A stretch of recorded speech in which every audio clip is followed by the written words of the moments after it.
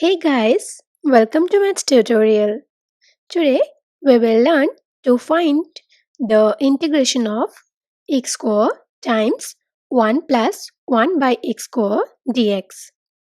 If you like the video, please consider subscribing my channel and hit the bell icon to get notification of my new videos.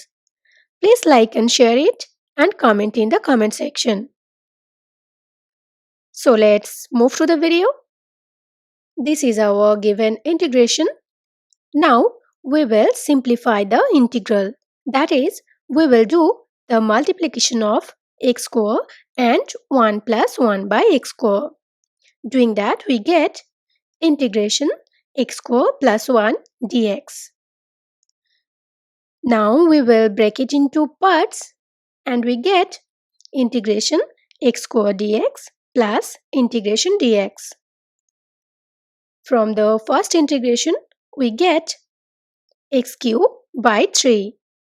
Using the rule of integration x power n dx is equal to x power n plus 1 by n plus 1.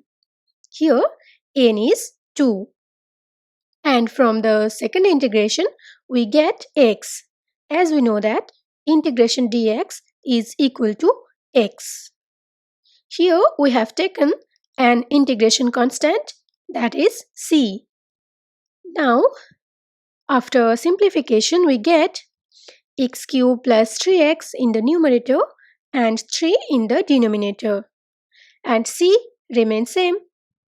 So, we get this as our final answer. Thank you for watching.